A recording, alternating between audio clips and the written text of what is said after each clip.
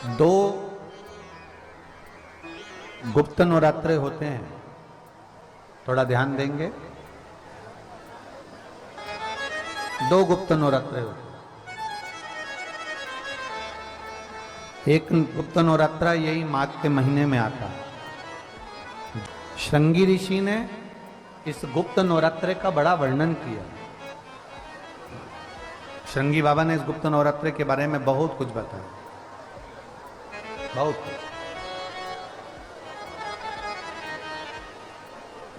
श्रृंगी बाबा गुप्त नवरात्रे के लिए कहते हैं कि अगर इस गुप्त नवरात्रे के अंतर्गत 9 लाल फूल,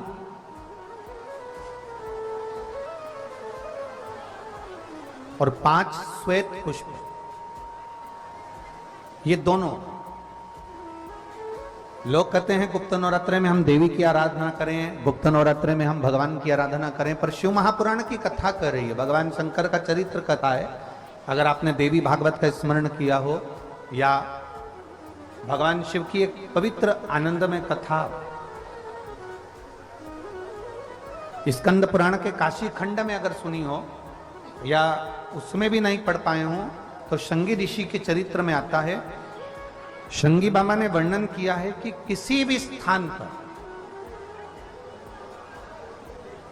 किसी भी स्थान पर यदि हमारे घर में 2 शिवलिंग है, नहीं है, तो किसी अपने घर के गमले में, बगीचे में 2 पार्थिव लिंग का निर्माण करें। 2 पार्थिव लिंग, उसमें एक शिव जी का स्मरण करें और एक में माता पार्वती जी का स्मरण।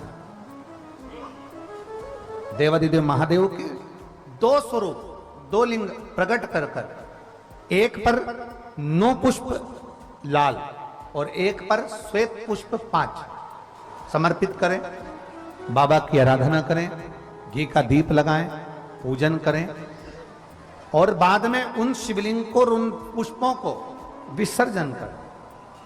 किसी भी नदी में, तालाब में, बावड़ी में, अगर वहां नहीं विसर्जन कर सकते हैं तो किसी वृक्ष के नीचे उनका विसर्जन कर दें।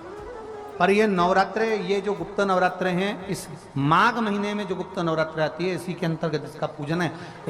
एक बार हमने पहले वर्णन किया था, जिसके यहाँ संतान नहीं होती उसके लिए भी पहले इस माघ महीने में जो गुप्त नवरात्रे आते हैं उसका स्मरण कराया था। कैलाशी अविनाशी है शिव, शिव तत्व का है। आप जिस भाव से, जिस भाव से आप भगवान को रिझाते हो, भगवान उस भाव से अपने भक्तों के करीब पहुंचता है। भक्तों के, यमुना जी ने पार्थिव शिवलिंग का निर्माण किया। केवल चाहे गुप्त नवरात्रे हो, चाहे सर्व नवरात्रे हो, केवल देवी की आराधना कर रहे हैं और सोचें कि हम माता जी की आराधना कर रहे हैं और माता जी हम पर प्रसन्न हो। शिव महापुराण की कथा कहती है, कोई सी भी नवरात्रे में अगर आप शंकर भगवान की आराधना के साथ देवी की आराधना करेंगे तो शिव महापुराण की कथा कहती है महादेव शिव और शक्ति दोनों ही कृपा जरूर करते हैं। ये निश्चित है, निश्चित है।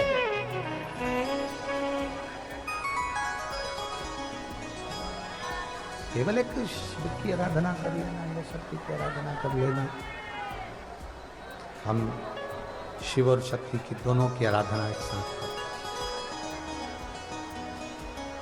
हम शिव और शक्ति की दोनों की आराधना, दोनों की आराधना, और हम तो दिन भी मौका लग जाए, कभी नवरात्रे पड़े, चाहे गुप्त नवरात्रे हो, चाहे संपूर्ण विश्व को ज्ञात चैत्री और कुमार के नवरात्रे हो, हर नवरात्रे में आप एक विशेष ध्यान रखें प्रत्येक नवरात्रे में कि हमें शंकर भगवान के शिवलिंग की पूजन करनी है। और एक और बात समझ लें, दो शिवलिंग का निर्माण नहीं भी कर सकते हैं तो एक शिवलिंग का निर्माण करें और उस शिवलिंग के पास में ही एक छोटा सा मिट्टी का ढेला रखकर मां जगत जननी जगदम्बा का भी पूजन कर सकते। आपको नहीं बनाना दो शिवलिंग, तो एक शिवलिंग एक मिट्टी का थोड़ा सा। ऐसा नहीं है कि मेरी माता दुर्गा भवानी पिंडी के रूप में नहीं पूजाती है। अगर मेरी माता पिंडी के रूप में नहीं पूजाती तो वैष्णो देवी में 3 पिंडियां विराजमान नहीं हो पाती। जितने जितने शक्तिपीठ हैं, आप प्रत्येक शक्तिपीठ में दर्शन करने के लिए जाएंगे तो वहां पर भी आपको पिंडी का दर्शन होता ही है। प्रत्येक शक्ति, ऐसा नहीं कि मेरी मां पिंडी के रूप में फिर पूजाती नहीं है, वो भी पूजाती है। आप जिस भाव से भजेंगे, जैसे हम कहते हैं हमारे शहर में, हमारे सीहोर नगर में कुबेरेश्वर धाम कंकर शंकर की भूमि है। मतलब वहां जो गया है वो कंकर शंकर की आराधना करने के लिए गया है, कंकर शंकर की पूजन करने के लिए गया है। आपके घर में पितृदोष है, आपको ऐसा महसूस होता है, आपको लगता है, तो किसी भी नवरात्रि के पहले जो अमावस्या पड़ती है, गुप्त नवरात्रि, तो अंदाजा लगाइए। तो जिस दिन अमावस्या रहे उस दिन चावल की कटोरी में एक कपूर का टुकड़ा रख दीजिए महाराज, छोटा सा। और कपूर का टुकड़ा रखकर उस कपूर को दरवाजे के बाहर कटोरी में ही, चावल रखी हुई कटोरी में ही उसको पितरों का स्मरण कर कर जला दीजिए। और जलाने के बाद उस चावल को कहीं भी किसी भी वृक्ष की छांव में पक्षियों के लिए डाल दीजिए। शिव महापुराण की कथा कहती है, अगर मान लो पितृ आपको कष्ट दे रहे हैं, पितृ आपको तकलीफ दे रहे हैं, कोई काम नहीं होने दे रहे हैं, या कहीं आपको ऐसा लगता है कि पितरों का दोष है, तो वो पितृदोष देवी, अब ये जो आप करेंगे ये कब कर रहे हैं? अमावस्या के दिन आप उसको रख रहे हैं। अमावस्या के दिन उसको रखकर रात भर आपने रखा कपूर के साथ में, सुबह एकम पड़ गई, नवरात्रि लग गई, उसी दिन उसको जलाकर आपने पटक दिया। अर्थात उससे देवी और पितृ इन दोनों का आशीर्वाद जो प्राप्त होता है, तो घर में से पितृदोष समाप्त होकर लक्ष्मी की वृद्धि प्रारंभ हो जाती है, कार्य में सिद्धता आ जाती है। मान लो अगर पितृदोष है तो करो, नहीं है बड़े अलमस्ती से रहो। तो जिस व्यक्ति का कोई कार्य सिद्ध नहीं हो रहा है, कोई कार्य अटक गया है, मिलन नहीं हो रहा है, कोई अदालत तक में बात पहुंच गई है और मालूम पड़े संबंध टूटने वाला है, लग रहा है कि ये ससुराल वाले नहीं रख रहा है, या लग रहा है कि ये संबंध हमारा खराब होने वाला है, उस व्यक्ति को ये व्रत 9 दिन के धारण कर लेना चाहिए, जो माता जानकी जी ने वाल्मीकि बाबा से पूछ कर करा था, जो माता सीता जी ने वाल्मीकि बाबा से पूछ कर करा था।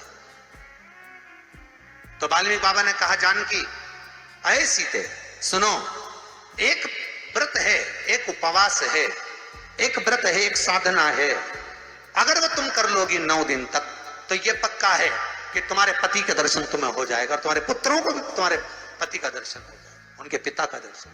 ठीक है, क्या उपाय? कहा शिव मंदिर में जाइए, पहले दिन 9 फूल कमल के हों, जो मिल जाए, परंतु एक जैसे फूल होना चाहिए। ये नहीं कि आज तुमने गुलाब का चढ़ाया, कल कमल का चढ़ा दिया, परसों गेंदा का चढ़ा दिया, नरसों चमेली का चढ़ा दिया, फिर रात रानी का चढ़ा दिया, ऐसे फूल ना चढ़ाए। एक जैसे फूल 9 दिवस तक। सीते, हे जानकी, हे पुत्री, शिव मंदिर में जाकर अपने पति का स्मरण कर कर, कार्य का स्मरण कर कर 9 फूल प्रथम दिन घी का दिया लगाकर आप भगवान शंकर को कामना कर कर समर्पित करती हो। दूसरे दिन वही फूल दुगने हो जाना चाहिए, 18। तीसरे दिन फिर 9 जोड़ लो, 27, फिर 9 जोड़ लो, फिर 9 जोड़ लो, जोड़ते जोड़ते 90 दिन 81, कितने हो गए? ऐसे पुष्प शंकर भगवान को समर्पित करना, 10वां दिन होगा, पुत्री शिव कृपा करेंगे और तुम्हें अपने पति का दर्शन जरूर होगा। कर सकती हो? सीता जी बोली कर तो लूंगी, पर दिक्कत एक है। क्या? इतने में फूल चढ़ाऊं और फूल नहीं मिले तो?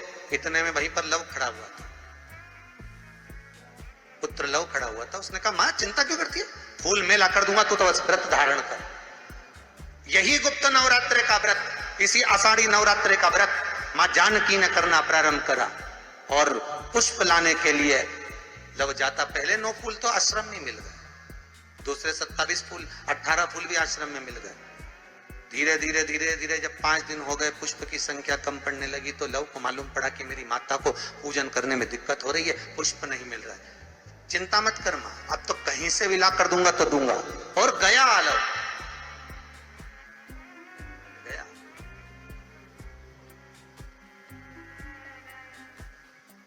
अयोध्या में पहुंच गए, जहां एक सुंदर सा सरोवर था। सरोवर के दरवाजे पर द्वारपाल खड़े हुए थे, अंदर नहीं जाने दिया। मुझे जाने दो, मुझे पुष्प चाहिए, मेरी माता पूजन कर रही। द्वारपालों ने पकड़ना चाहा, मना करा, नहीं माना। लव इनको पटक कर अंदर प्रवेश कर गया, फूल लेकर आया, माता को दिया। धीरे धीरे पुष्प आते रहे, चलता रहा। खबर पहुंच गई श्री राम जी महाराज के पास में कि कोई वाल्मीकि बाबा का शिष्य आता है और सरोवर के सारे कमल के फूल तोड़कर ले जाता है। बड़ा उद्दंड है, सैनिकों को मार देता है। सैनिक वो पड़े दूर। राम जी को सूचना मिली, आज 9वां दिन था, माता जानकी इंतजार कर रही है पुष्प आए। इतने में चारों तरफ सेना को लगा दिया गया कि आज सरोवर का एक पुष्प नहीं जाना चाहिए। और लव का युद्ध प्रारंभ हो गया उस अयोध्या के सरोवर पर।